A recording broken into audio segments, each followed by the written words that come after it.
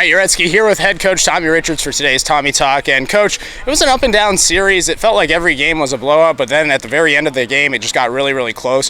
What was your overall reaction from this whole series in Yakima? A little bit disappointed from the series in Yakima. It's always just about the way you do things and the process. And I think if you look at like game one, that game was a little bit out of hand, and then they threw like an outfielder. And then the appearance was that it was a little bit tighter maybe than the reality of the situation. Game two, we had a chance to put them away early and kind of affect the series in a different way where we conserve our bullpen a little bit, but we ended up having to use two guys at the end of game two, Escover and Chonk, and then that kind of affects game three. And game three was I didn't like how we did it. I didn't like our mentality, and so yeah, it was a challenging series. Hopefully we come at it today with a little bit of a renewed perspective and just, again, I think like thankfulness to be here. There's a lot of guys, myself included, who are lucky to be coaching and playing in the West Coast League, and so we need to act like it and take advantage of our days out here. With that game wrapping up in Yakima, the first half of the season's in the books. What's been your overall reaction from that first half of the year? Overall reaction would be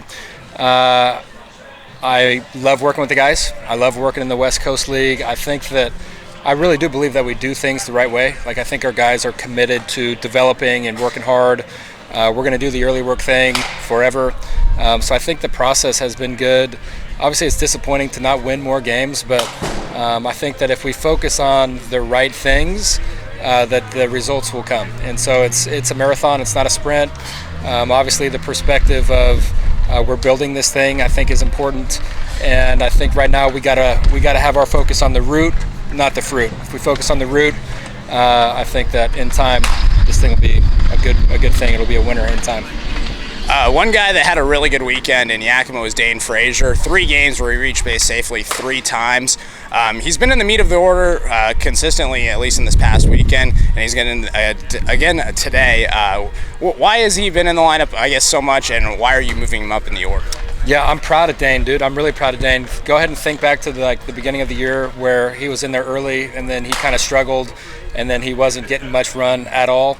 And you can really tell like there's a conscious decision by Dane to take advantage of his opportunities. You know what I'm saying? And I think that he's done a good job of being ready to play, getting himself ready to hit. I think mechanically, just like one thing is he's really simple, and I think that has served him well. It's a simple, easy load, but then it's an explosive movement.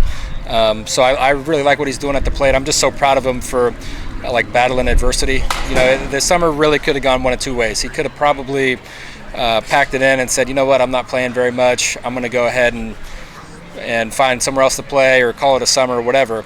And then we gave him a chance in Bend on game 1, and he took advantage of it. And so we left him in game 2, and then in game 3, and now it's just like he's finding himself in there a lot. So I'm really proud of Dane and his just his ability to weather the storm and handle adversity.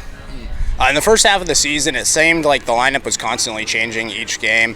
Do you feel like there's going to be a little bit more consistency to the lineup in the second half of the season, or will it still be a revolving door for the lineup? I think it'll be a revolving door. Yeah, I think we got a lot of really good players, and so it's kind of finding that balance of, we got to remember our perspective here. We got to remember our purpose, and that's developing guys. And so there's going to be some rotation in the mix. We're probably going to have a little bit more of a clear, like, okay, you're going to play 1 out of 3, you're going to play 2 out of 3. Maybe it becomes a little bit more predictable, but it's not going to be the same lineup running out there every day. I think even from the perspective of our players and specifically like the position guys, we also, we don't want to overwork them. I mean, the law of diminishing returns is a real thing, and playing 60 games straight is probably not the prudent thing to do. So you'll probably see guys that play 2 out of 3 and guys that play 1 out of 3 type situation.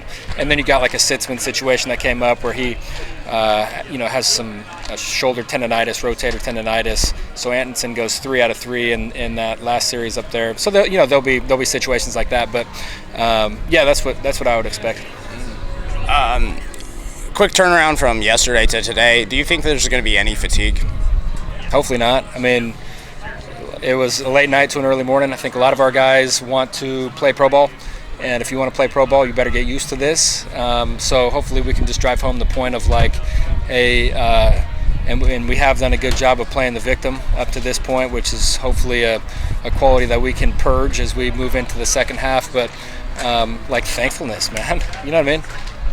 Like we got to be thankful to be here, dude. And being tired is just, there's no thankfulness in being tired and not wanting to be out here. So if we see any of that, maybe we'll just have to send them home so they can get their sleep. But yeah, I think we should be good.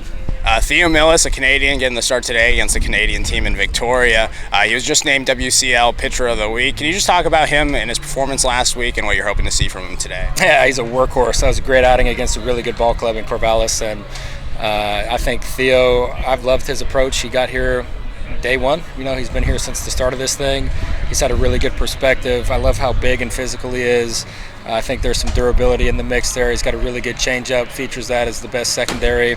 Velo, you know, he runs it up like 88 to 90, I think, normally. I think in the past he was maybe a little bit north of that, but right now he's pitching like right in there.